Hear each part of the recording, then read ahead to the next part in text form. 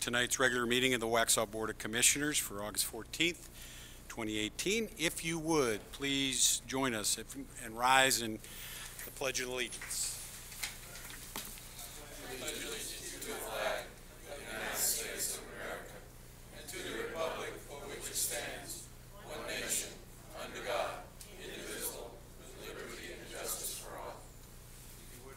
Standing for a brief moment of silence.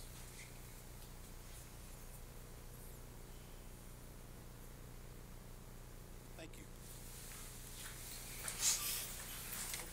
you. Okay, adoption of the agenda. There's two corrections or two additions to the agenda. One, there's a minor typo in item C7. The letter was to the mayor, not to the Board of Commissioners. And then in G1, the annexation petition has been withdrawn by the applicant. We were notified today, and so they have withdrawn that from the agenda. And then staff already made the change and flipped I and J around to go to the proper sequence. So I would entertain a motion to adopt the agenda with the amendments as stated. So moved. All those in favor? Aye. Aye. Okay. We do have somebody signed up to talk about the annexation, but since it's been pulled, does Jim Lindberger still wish to speak? Okay.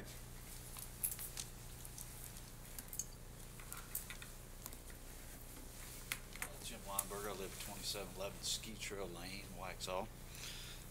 Been a resident here for 20 years. I'd like to thank the mayor and the commissioners for helping us through the process of with Essex and trying to get this annexation process going.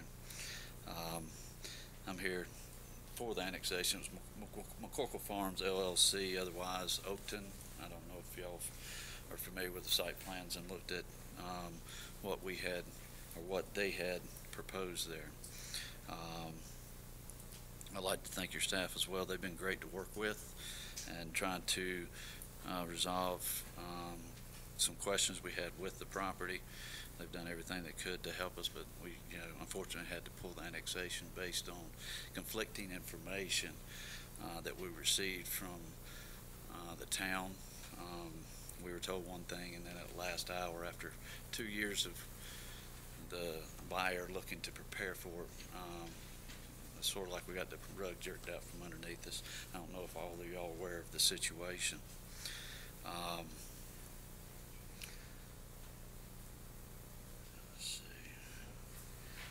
I'm really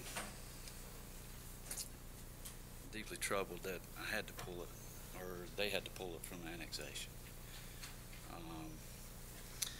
because they've spent a lot of time, and we've spent a lot of.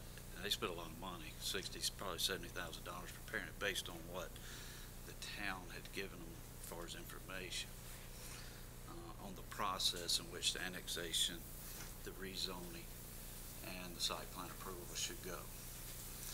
Based on, I think, a previous attorney that was here and change in attorneys, I think the process changed. That puts me in a hardship because my property now cannot be sold. When it was supposed to close, Essex Homes is now not under contract, so we've lost our potential buyer. I'm not placing any blame on anybody or any person at the town. I do feel like the buyer was misled and given incorrect information.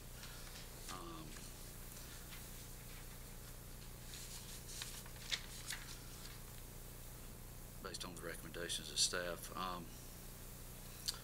we were told that we could do a simultaneous approval process and where we could do the annexation, rezoning, and site plan approval, which I think has been done for the last 13, 14 years based on the previous approvals. Based on a purchase contract with the buyer, it was drafted based on the assumption of we could go through that process simultaneously.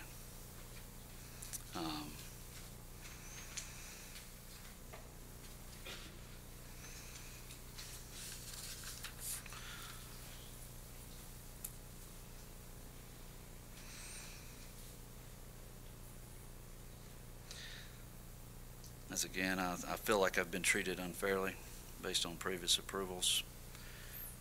And I guess to sort of explain my view is there has been a precedent set that this was done in the past with Waxhaw. And I just feel that I need a clear understanding as why we can't do what was done previously. Because I've lost a sale of my property. I love this town. I was invested in this town. That's why I live here. And I had faith in the town that it would go through the correct process and what needed to be done. The reason that I think,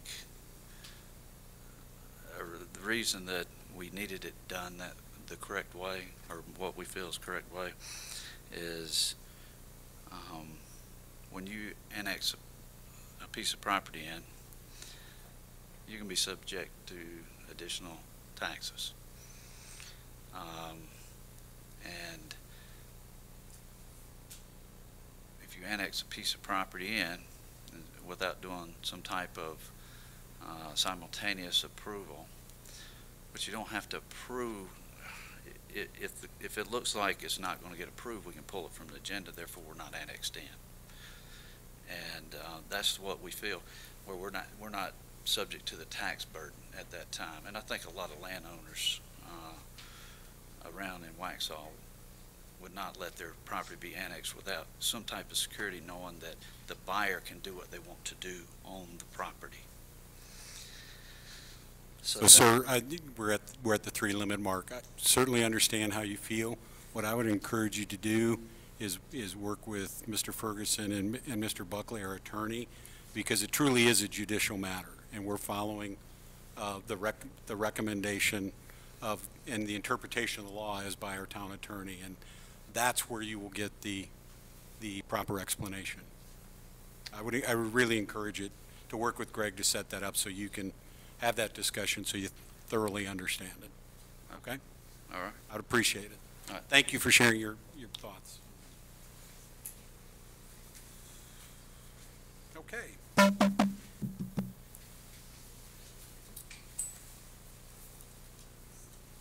Next item up is the consent agenda.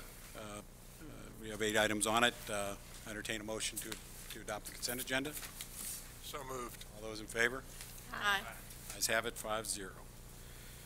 Okay. Dina Sabinski, some recognition.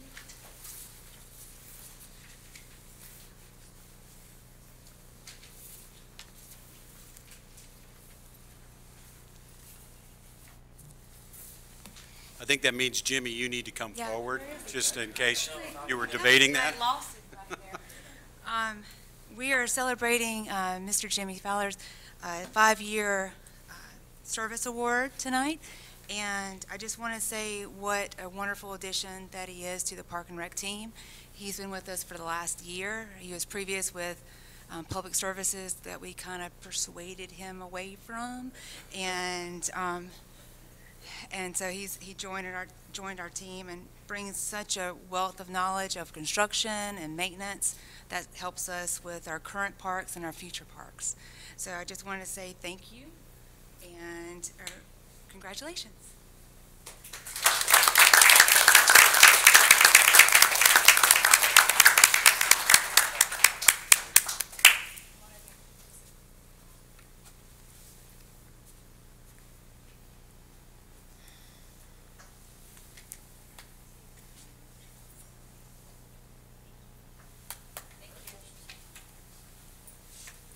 Attorney Buckley, were you photobombing there? I was trying not to. Okay, next up, public hearing on Cuthbertson Office's conditional district rezoning petition CD 007096-2018.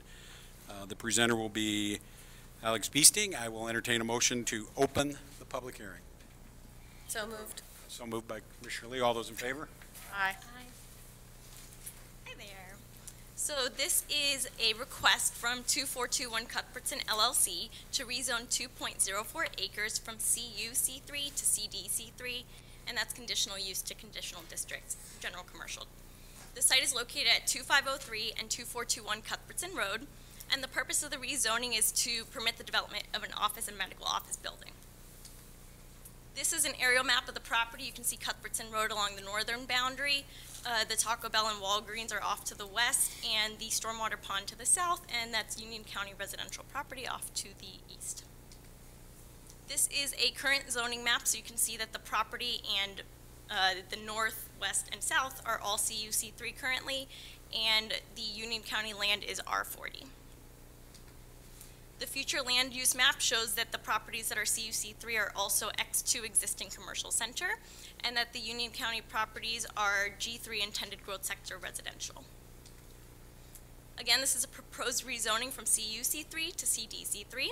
It's a two-story office building, and as illustrated on the plans, is 11,450 square feet of building footprint. The building is approximately 35 feet tall and will contain about 4 to 6 units or suites. This is a proposed preliminary plan. You can see Cuthbertson Road. There will be ingress and egress off of Cuthbertson Road, and then a side access road, a private drive over there that connects the Walgreens and Taco Bell.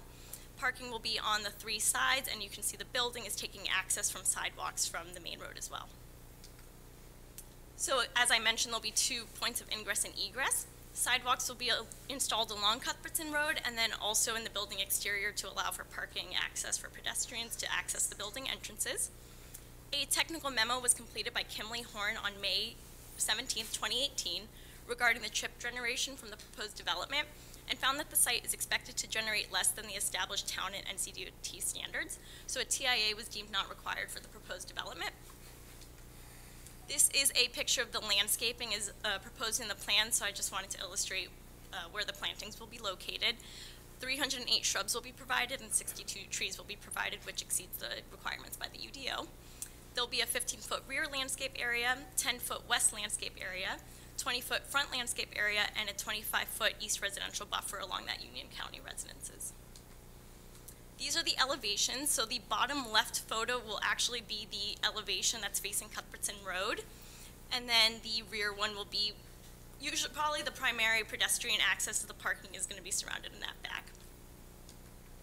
So at the regular meeting on July 16th, the planning board voted 5-1 to send a favorable recommendation with the condition that the development will comply and adhere to the architectural requirements of Section 20 of the UDO.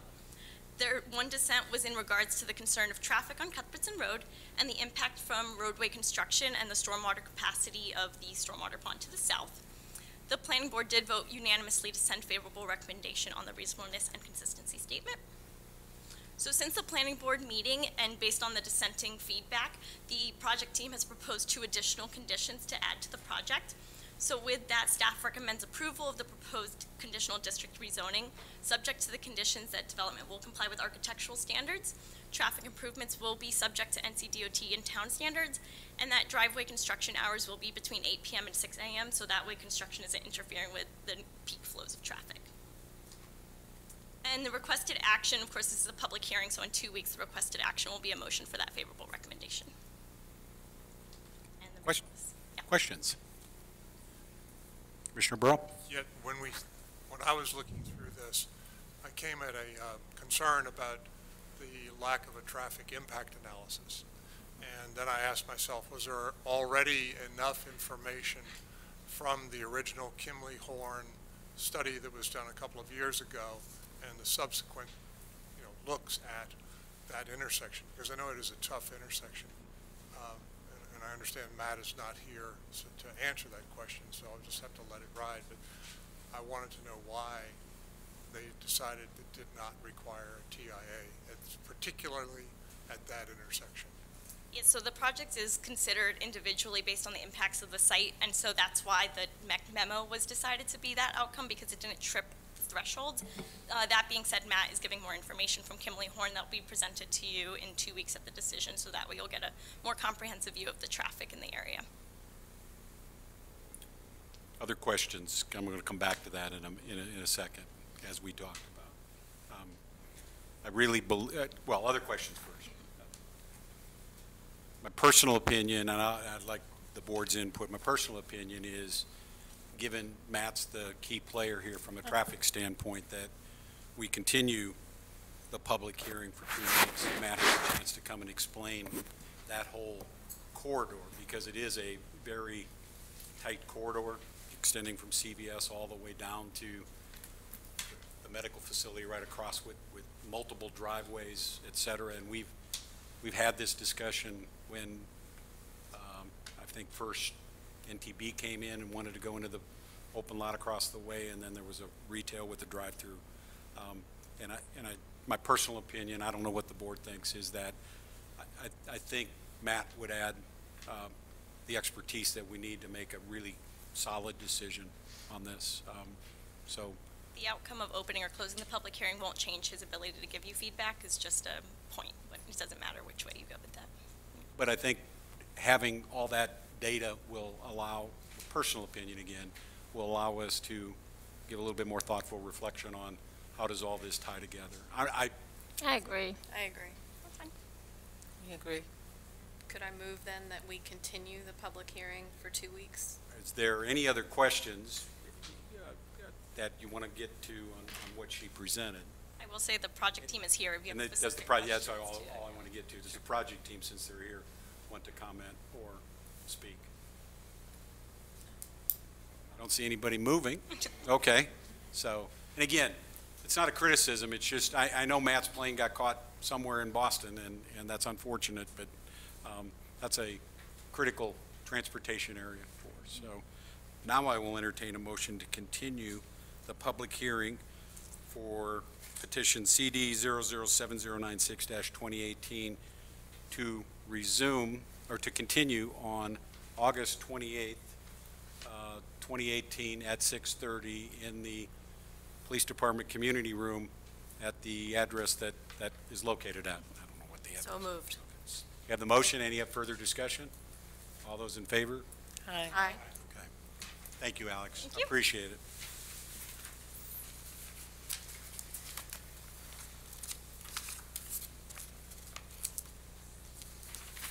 Annexation's closed. Okay, next up, new business.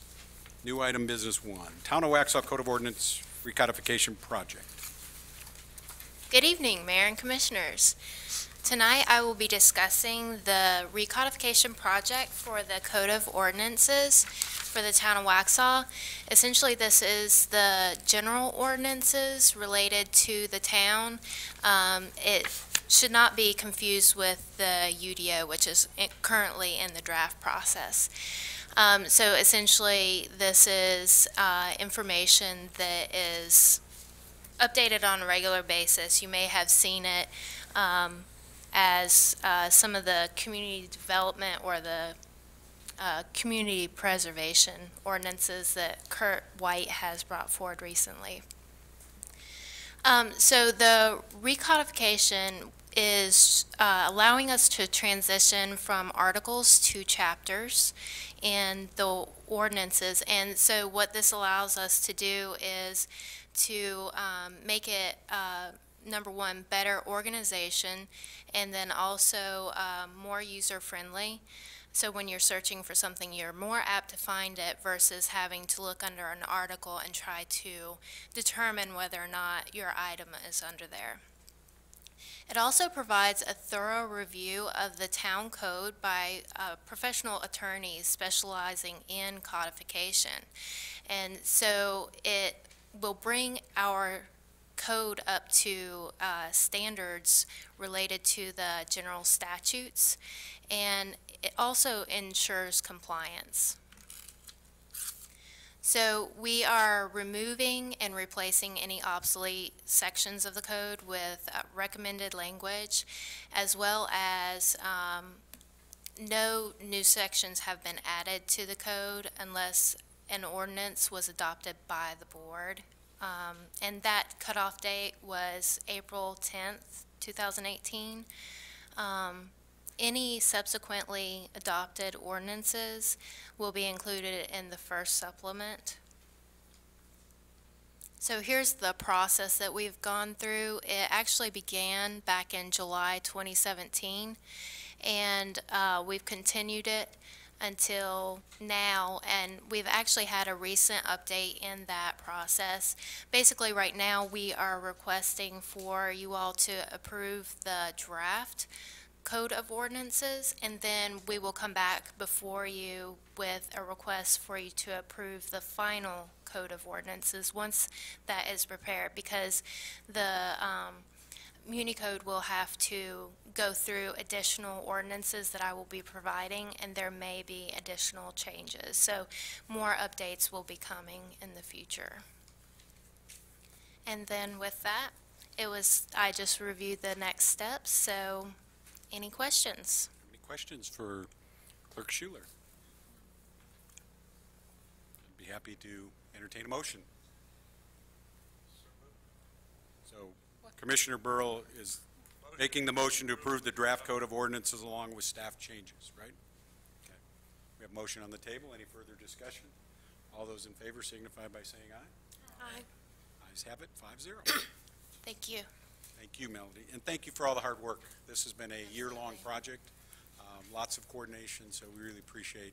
This is the first real effort at cleaning up all of our ordinances. That's Absolutely. Well, it's been a team effort. Thank you. Okay, that's it for the business side. We're now moving to public comments. And first up is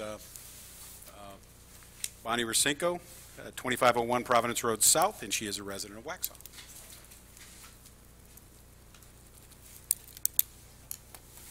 Hello, my name is Bonnie Racinko, and I live at 2501 Providence Road South. I am standing up here for twofold. One, I really appreciate what Kurt did tonight. It was so refreshing to see that a consultant was not used to decide what was good for Waxhaw when he did this parking thing. It was so easy to see, and the way he did it, I just want to commend him and the staff for letting him do that, especially using a drone. It didn't cost that much money for the taxpayers to do that, so I think that was great. And the second fold that I'm here is to find out, not really find out, but to ask again about the survey that was sent out. There is so much misinformation out on Facebook, emails and stuff, and I thought before I would get into the emails and Facebook, and I tried to do what I thought was best by writing a letter to the person that had signed the cover letter. And she was so good about responding, and she gave me some information. However, it still did not answer the question why it was not sent out to all of the citizens. I don't know if it was the cost or if it was just because the consultant said this is how we do it. It was a polling, and this is how they did it professionally. And I just don't understand that, because it would not have been so much money if you would have just put it on the garbage can, if nothing else. That's what you do when you do the white cell or things that come up that we need to be aware of, or to put it out on an email, a blast of emails, because we get those. But then I thought, well, okay, it wasn't sent out to all the citizens. That's fine. That's what you've decided. However, I'm finding out through word of mouth and the walking, talking encyclopedia of the Facebook that emails were sent out in case you didn't get a survey, you know, a written survey, a hard copy, and that they would be included. Well, I asked that question, and I was told, and I found out that this is true. If you did not get a survey in the mail, because it's coded, the consultants coded it, and if it corresponds with the address that you send back in, doesn't make a difference how many emails, how many forms you fill out on the emails or on giving to the town manager or whatever, they are not going to be included in the total tally. That's what I'm understanding.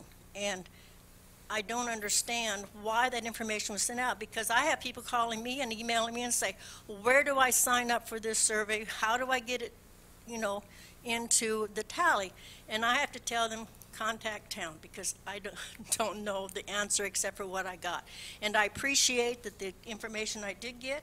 And another thing, too, they kept saying that it was a scientific sampling of Waxhaw. I really don't like that, because I am not a petri dish. I am a person, and to do a sampling of the citizens, it should have been taken. It wasn't going to cost that much more money to send out 3,000 more or 5,000 more, that they said that they did 3,000. I was told it was 3,000, and there's what, 5,500 households in Waxhaw. Why couldn't they just continued on and spent that little extra money? I don't know what the cost was for the consultants or how much we spent on it, but I really truly think that we should really take it. If it affects Waxhaw, every citizen in town should be included, not just a select few. Thank you. Thank you. Pat Kiddo, 7802 Waxhaw Highway. 7802 Waxhaw Highway. Okay, I think everyone heard that. I'm just trying to help you there. Thank you. In case I forgot where I lived, Ron. No, just make it a matter of record. You know, you know how many trips I make into town just about every day? And I'm not discounting anything Kurt does because I think Kurt's great. The only time I see the parking lot at the Women's Club is always packed. And the only time that it isn't, she has a sign up there, you know, that they're going to have an event. And so then then people can't park up there. I love the orange flags. I am so sick of people jaywalking. They don't take care of their kids. And if it weren't for those orange flags, a lot of them would be hit because of the time of day that you might be coming through town and the sun is shining through all the leaves on on those trees. So down around the curve, before you, from Circle, the gas station down there, that's where the 20-mile-an-hour sign should be, because you don't even see it till you get right up to the pizza place. And I go 20 miles an hour, but, you know, a lot of people are tailgating me, too, because they don't see a 20-mile-per-hour sign. So, and you know something that I was thinking when he was talking, I thought this was really a good idea. If they marked the gravel behind Created in the Carolinas, people park any way they want back there. A lot more people could park back there if they had the lines, because I've seen the lines painted on the gravel in other places. And then that's another, I know this is just impossible, but I thought I'd bring it up anyway. You know behind Eight Legs, where that little skinny road is? I wonder how much it would cost just to widen that road. Because, you know, the one lady down there now has those rocks where you can't park there. And I would think that that's town property. Okay, have I said enough? Hey, I've been here 53 years. I love this town. Thank you very much. And I would encourage you to sit down with Kurt, because they have looked at striping that parking lot. So I encourage you to do that. Okay, thank you. Edwin Elam, you do not wish to talk? Okay. Very good. Reports. Greg's already covered the fact that we will get and it's on the consent agenda, so I feel pretty confident of that we will get a $1.8 million bump towards Kensington tomorrow at CRTPO. The one thing that I do want to comment on, I couldn't possibly hit upon everybody that participated. The last week was just a fantastic week for the town of Waxhaw. You had the National Night Out, where 7 neighborhoods participated. You had the Back to School Bash, where 360 plus pairs of shoes and 700 backpacks were passed out to students. And then you had the Princess Coronation for little Princess Mackenzie, whose family's facing a very tough road. Thousands of people from Waxhaw were out. That's what community's about. I want to say thank you to our Parks and Rec staff who were out there doing the behind-the-scenes legwork, the police department. If you ever want to understand why community policing is important, just watch what goes on by our officers every day of the week. And that was a phenomenal. Now, I was sitting up in the dunk tank watching them as they're out there integrated with the kids, talking with the kids approaching them, every one of them. We're out there talking with the kids, and that's what community policing is about. So thank you to the town of Waxhaw and all the businesses, churches that participated, and thank you to our staff and police department that participated as well. Mayor Pro Tem? Okay.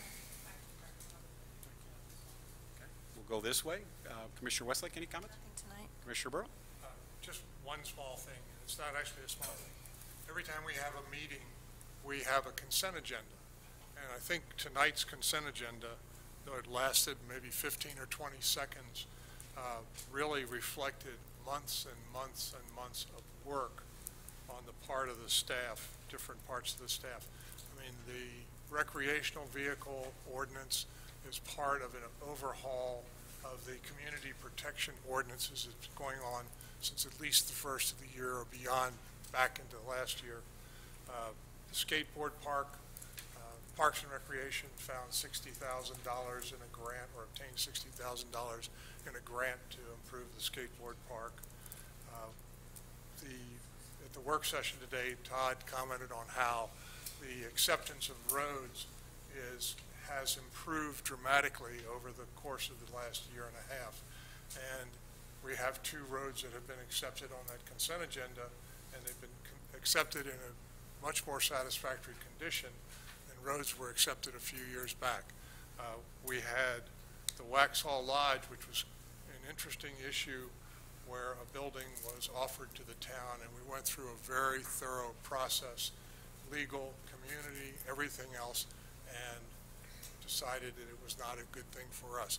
So that consent agenda really, like I say, it may be over in 15 or 20 seconds, but it really constitutes an awful lot of work on the part of our staff, and I'd like to thank them very much for that. Thank you. Commissioner Lee? Any comment? Nothing tonight. Commissioner Burns? Manager Ferguson? There's a slide that shows several community events that are coming up, and some of these are not exactly programs, but they're opportunities for input. The rescheduled Jamming by the Tracks that was canceled because of weather comes up August 31st, so that one is simply rescheduled. Certainly coffee hour there is on September 6th. 2 other events on September 6th that allow opportunities for input on the park master plan survey, one at 10 a.m. in the morning and one at 6 p.m. at night, one downtown and one up in the northwest part of the town. And then the regular scheduled Friday Jamming by the Tracks on September 7th, and then our annual September 11th Patriot Day ceremony comes up this next month. So that's at the Memorial Wall. Those are great events. If you can make one of those, please do. Certainly the 2 opportunities for public input on the master plan are open to all to participate. That's it? Okay. We have no closed session topic, and unless Attorney Buckley wants to go on for another 3 hours like he did last night, are you okay if we adjourn now? Well, I wanted to read the Encyclopedia Britannica, but that's okay. I'll entertain a motion to adjourn. All those in favor? Aye.